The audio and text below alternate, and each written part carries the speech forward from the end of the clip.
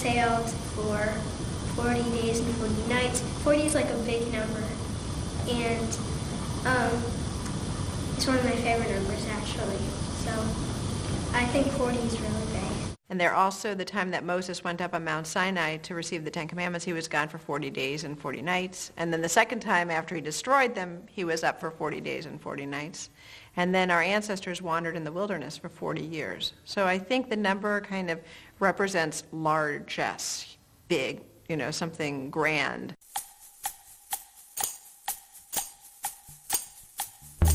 It's wonderful to see our founding members and to see in their eyes the joy of observing what they've accomplished in building this community. We were the first formal Jewish institution that had ever existed in the colonial town of Chelmsford. Right away, you feel like you count here.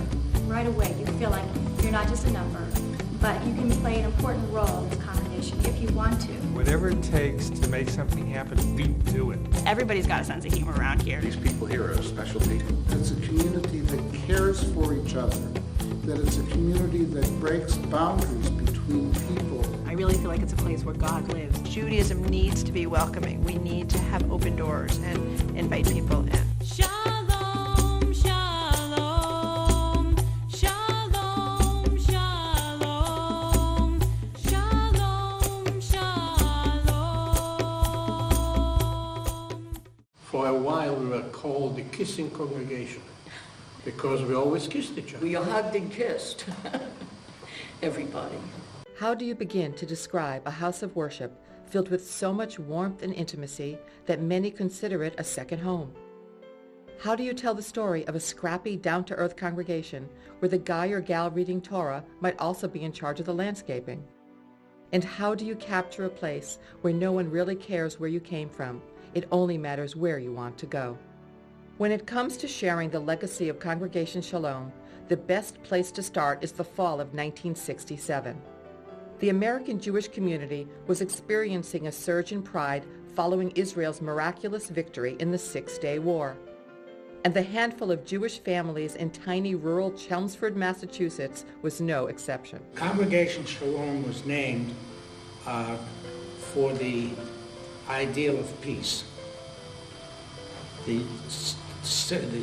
1967 war in Israel had just ended with Israel being victorious, and we named the synagogue Shalom in the hope that we could continue to have peace. I don't know who said it first, but everybody agreed. I mean, it's very hard to get 10 people to agree. Having no building, the Chelmsford families first met in each other's homes and developed a charter of founding principles, in many cases inspired by what they didn't like about mainstream synagogue life. To me personally, it didn't matter what denomination they decided to affiliate with, but we wanted to welcome people. We wanted every Jew to feel that they had a home here, whether they were an official member or not. I somehow had a feeling of belonging. This is my community. This is my people. Reform, conservative, Orthodox did not matter to me. Whatever they become, I will be part of it.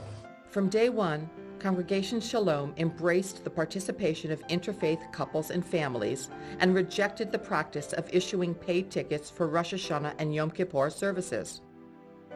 Congregants also refused to glorify wealthier members with special donation plaques. Today's Tree of Life display in the synagogue lobby symbolizes this egalitarian spirit, celebrating community life cycle events instead of fundraising achievements. In the early days, the dues were rather modest. I just remember them deciding that they were going to charge $1 a week and that everybody could afford that. It was $52 a year, and we grew from that amount to what we're doing today. We started with 10 couples, and we didn't know how long will it take when we'll even double it. Most religious services were led by founding member Zelman Kameen, a mechanical engineering professor who grew up studying in an Orthodox Jewish day school in Tel Aviv. Zelman later fought in the Israeli War of Independence before moving to the United States to attend university. Although his informal rabbi duties were performed in private homes, an unusual piece of mail confirmed he was making a much wider impact. The letter was simply addressed Rabbi of Chelmsford, and the post office figured, well, why would they have sent it? There must be somebody doing something. So they contacted the Ministers Association, and the minister said, well, it must be Zellman, because there was nobody else in Chelmsford. He certainly understood Judaism much deeper, from a background much deeper than probably any of us had. He was a leader, and it was just a gift to have Zellman here and be a de facto rabbi. For high holidays, we used to hire seminary students to conduct services. And from my recollection, sermons and preparation that they did not compare to what Zellman. The hominess that Zellman gave us. He was one of us, and he was leading us, and I felt a stronger, I don't know the word, a stronger feeling as this is us. Noting that Congregation Shalom lacked a building of its own, several Chelmsford churches offered to share space for Jewish services. We called ourselves the Wandering Jews of Chelmsford. We just had to be able to have the ark against the eastern wall so we could face Jerusalem during the services. We used the portable ark, and each time that we had services, it took two of us to lift it and put it back on top of a table. A group of our members, carpenters, amateur carpenters, built this in somebody's basement. Originally it was built a quite elaborate construction. And when they came out to take it out, they found out it was bigger than the door opening. So they had to take it apart and rebuild it on a smaller scale so it could go through the door. Interfaith relations were tested early when Shalom members scouted out the South Chelmsford Baptist Church for Friday night services. Lo and behold, there was a big cross hanging on the wall, and a number of the people felt uncomfortable holding Jewish services in front of a cross. So we sent our three most tactful members to meet with the minister and see what we could do about covering the cross during our services. So they broached the subject. They said, could we hang a sheet over the cross? And the minister looked up at the cross and said, this cross? And the guy said, yes. And he said, you know, I never liked it. We're going to take it down. And that's what happened. Doesn't make any difference where you praise, as long as you praise. In its earliest days, Congregation Shalom lacked something far more important than a building. We didn't have a Torah of our own. We either borrowed one, we had borrowed Torahs from other congregations as far away as Baltimore, and we needed one. Congregation members had read about the miraculous rescue of hundreds of Czechoslovakian Torah scrolls from the flames of the Holocaust. The Torahs, stored at the Westminster Synagogue in London, were available on permanent loan to Jewish communities around the world. At that time, I was traveling on business to Europe frequently. I toured the facility, and it was amazing. They had well over 1,500 Torahs in racks in various states of repair or disrepair. The Torah came by air to Logan, and it was insured for $2,500. And I went down to the customs office to claim the package, or the crate. The gentleman who was doing the customs work was not Jewish, and he could not understand why the Torah scroll could not be tax dutied at that price. And I said, well, first of all, it's a religious article. Secondly, it's over 100 years old. So finally he relented. I opened the crate, showed him what it was. He shrugged his shoulders. He didn't quite know what was going on, but he said, okay, no duty. And for us to be able to hold this Torah and become a foster home for it is immensely important to remind us that we must continue to observe and to work and to study and to remember where this Torah came from and how narrow our bridges are and how fragile life can be. When we do use it, it reminds us that we really can make a difference in the world. We really can change history.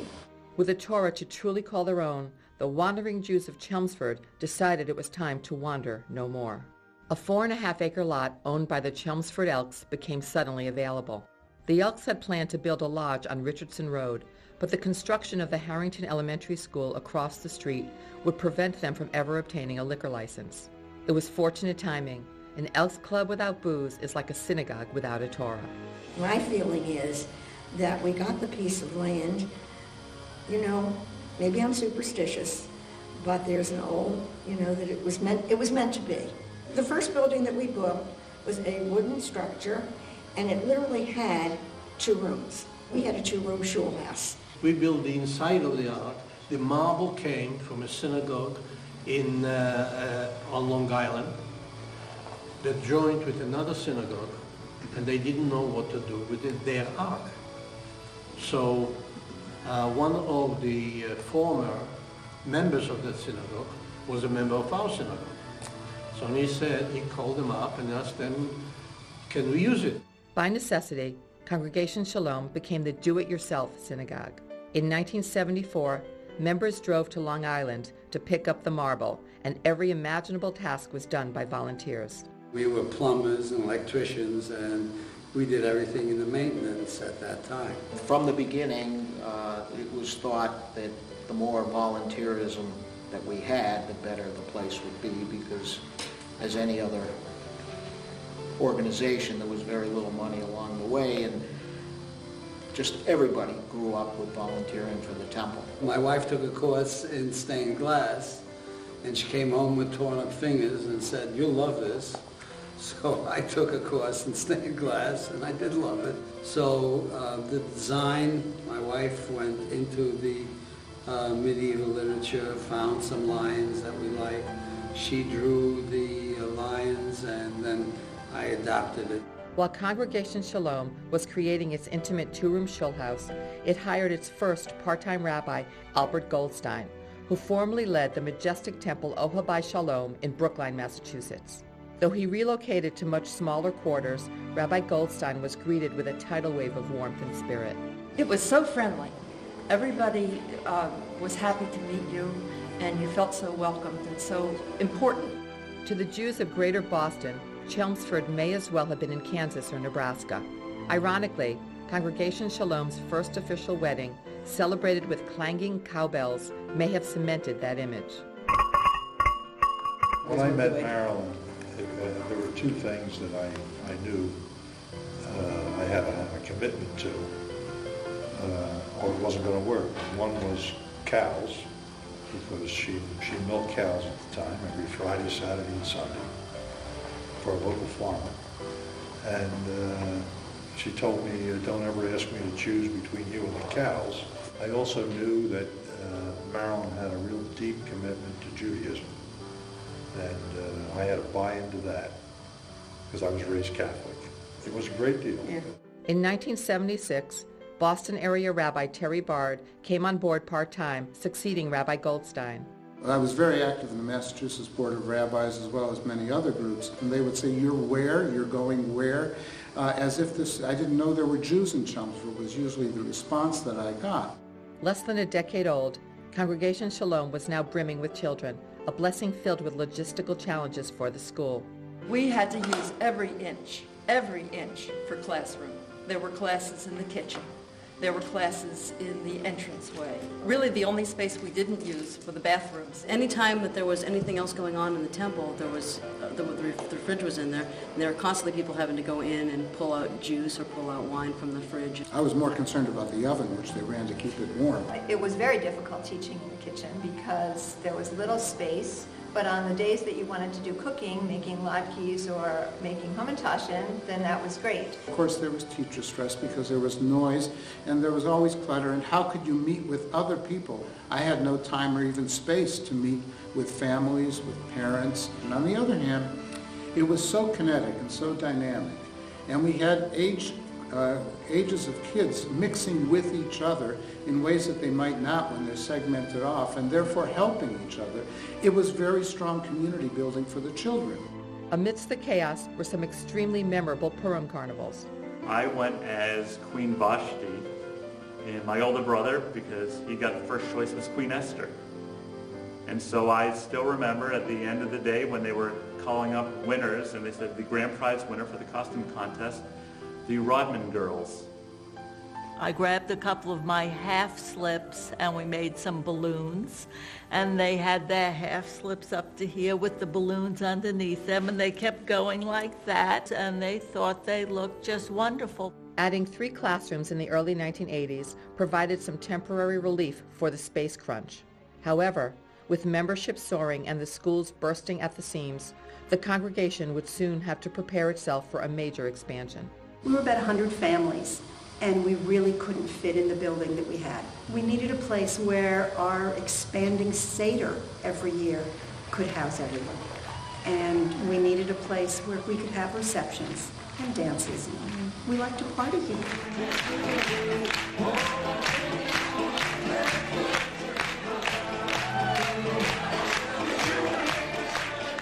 In the summer of 1995, Congregation Shalom more than doubled in size, expanding classrooms, adding a new lobby, and a multi-purpose social hall that dramatically increased the capacity of the sanctuary. That summer, several times the builder came to me and asked me if we could postpone the Jewish high holidays. On Labor Day morning, I called about 20 volunteers and we all met here. We moved the ark from our storage trailer into our newly finished temple and assembled it on the bima, and it was nothing short of a miracle that we celebrated the high holidays here 3 months after we undertook it. The economics were similar to building a new sports stadium. Put more people in the seats, and there will be plenty of money to pay for those seats. When you go and you build a new building, you haven't filled it up yet you do it on faith, on the belief that it will happen and that people will be attracted. Baruch Hu et Adonai HaMevorach. You believe that others will find attractive the same things that you found attractive. The synagogue was at a stage of almost a do or die. We either had to get bigger or we just weren't going to cut it. We realized that, sort of a chicken and egg kind of thing, that in order to build and create a community and build that community to a larger size, we would need to have a full-time rabbi because, with more people you have more needs. And because of that and the need for the new building, both of those really, I think, came together at the same time. In 1998, Rabbi Shoshana Perry was chosen to take over the pulpit from Rabbi Terry Bard, who had been the face of Congregation Shalom for 22 years. I really wanted to work in a place where there was a joint partnership between the lay leaders and the rabbi. In some communities, the rabbi runs everything and is in charge, and I don't want to be in a place like that. I want to be in a place where I feel like I'm a partner. When I first met Shoshana, she was fun. She enlivened the place. She really made it easy and interesting to learn. She just welcomed people so well. It just made you feel very comfortable. She reflects what this temple has always been, really. And she does it in beautiful ways. I believe that Rabbi Perry understands the personality of the congregation, and I think the congregation understands the personality of Rabbi Perry, and they merge and they blend very well. People are just down to earth. I've worked in congregations where I've had to be dressed up every day, and how you look matters and somehow indicates that you're a really great rabbi. This is a very Hamisha community with people of all different backgrounds, and it's very welcoming to interfaith families, and I just wanted to be in a place where everyone counts. In only a few short years after building a new synagogue and hiring a full-time rabbi, the congregation swelled from 100 to 200 member families. For me personally, and I think for the synagogue, doubling in size just brought more energy and more excitement into the congregation. I guess the question now is how much more do we want to grow? Any community, it would be easy to kind of just rest on its laurels and just say, oh, these are the things we do well. But I think to really be a dynamic, great community, you kind of have to reevaluate all the time and kind of say, okay, what do we do best? How can we do it better? What are the needs that aren't being met? More than 4 decades after the wandering Jews of Chelmsford settled on Richardson Road, the congregation serves as a magnet to families throughout the Merrimack Valley in southern New Hampshire. So despite insanely high gas prices, just why is Congregation Shalom worth the drive? For starters, there's the electrifying Jewish energy that's constantly infused into our members' lives.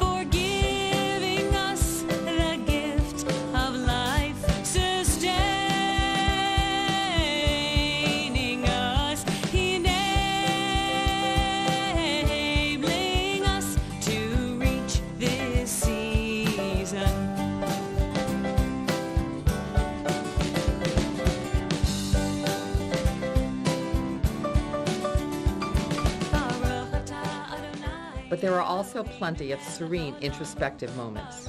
I think it's a great place to come and just decompress for the week and feel like what's really important is, who you are as a person, and what you can do to better yourself, better the community, do something for someone else. I believe there are many different ways to be spiritual, whether for some people it happens in a sanctuary, for some people it happens in the woods or on a mountaintop, and for some people it's when you're doing acts of tikkun olam on mitzvah day or any other, moment where you're pursuing justice. The key is just providing as many avenues as possible.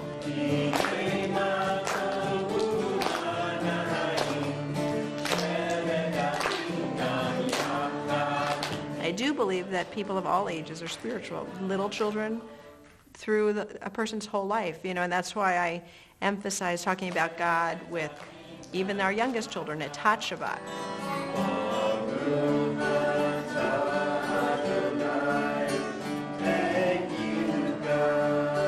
My daughter is now 4.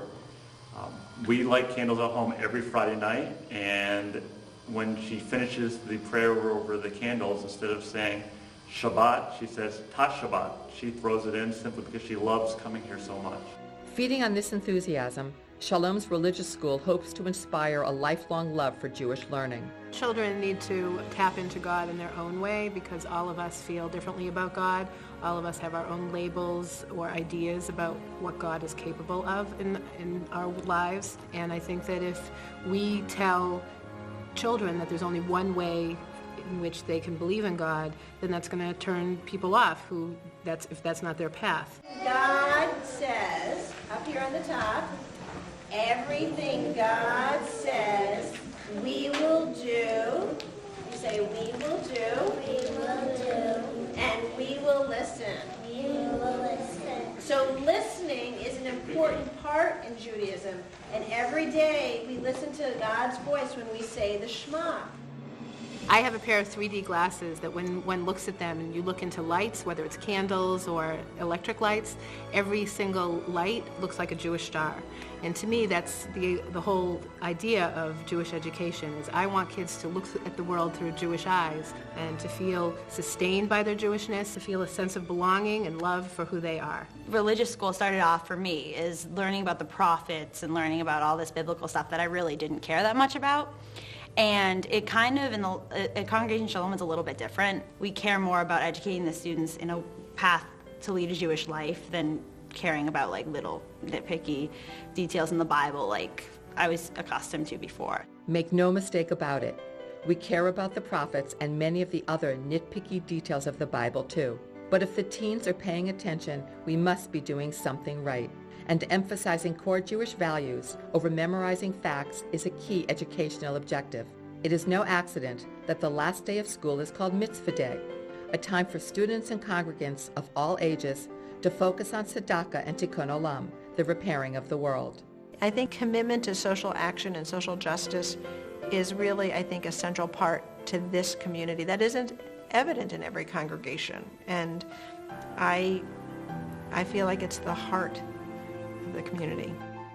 Meant to inspire a year-long devotion to the volunteerism and charity work, past mitzvah days have included visits to soup kitchens, car washes, and making blankets for the needy. One especially creative class made a papier-mâché cow, collecting donations to send a real dairy cow to an impoverished village overseas. My daughter, when she came home this year and said, I made birthday bags for 28 kids who would never have a birthday this year because their families can't even afford birthday cake mix. And I helped make that happen. And I could see within her that Judaism wasn't a religion that just existed in a book, that it was something to be manifest in the world, and that she lived Judaism that day. Pushing the world's problems aside, Congregation Shalom is also simply a place to bond and make friends. From the adventurous outings with the Temple Sisterhood and the Brotherhood, to the always lively Shalomite youth group, this is the fun place to be. A lot of times it's an escape for me. To go off on the Brotherhood retreat every year for a weekend on the Cape is, leave the cares behind, go out with people of like mind, and just have a good time, but know that there's, this spiritual connection here. It basically creates another space to, experience life in. As soon as I became a Shalomite, I think that's really when everything started to be really amazing for me at the synagogue, because I was hanging out with this group of kids that really care about each other, and just we act so funny when we're around each other. I live in a town where there aren't a lot of Jews, and it's really nice to get to know a bigger group of people that I share something in common with. Like any religious nonprofit institution, Congregation Shalom likely faces many challenges ahead. But it's worth pausing to celebrate the fact that the Shalom formula works. It is extremely gratifying to see the grandchildren of founding members thrive in the religious school, and to see Shalom's warm outreach to interfaith families remain as strong as ever. Chelmsford's kissing congregation hopefully will keep smooching for generations to come. I get really excited when I come in and I see that the parking lot's really full. It makes me, be that much more aware of the fact that the place is really hopping. You see other congregations that are not expanding, are not doing well, but I think we continue to attract new members. We continue to bring in new programs. We continue to bring on more children. It's really quite remarkable. People are looking for acceptance, to know that if they're wrestling and questioning just what Yisrael means, to wrestle with God, or to wrestle with their identity of what does it mean to be a Jew, as long as they know they can come and be safe and wrestle here, whether it's through acts of loving kindness or study or observance or prayer, that they will hopefully find a place of spirituality. How many congregations can you go to that somebody says, this is part of our family? This is part of our family. My dream for Congregation Shalom is that people like me who have kind of come back to Judaism with their families, my dream is that I'm here till I'm 70, 80, 90, maybe they can build assisted living facility next door. The original dream was a lot more modest. We weren't sure it could grow this big. You almost have to say, pinch me, did this really happen? Because not always do our dreams become realities.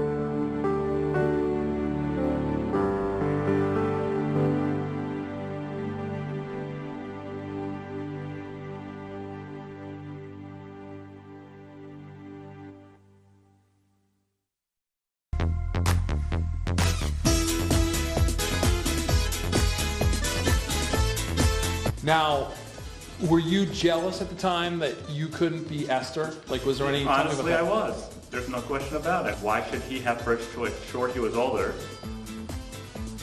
but that just didn't sit right with me. It should have been, if anything, random drawing as to who got first choice.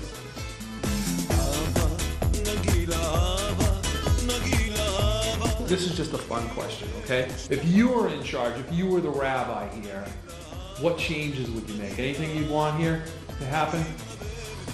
Not particularly. You like the way things are run? Yeah.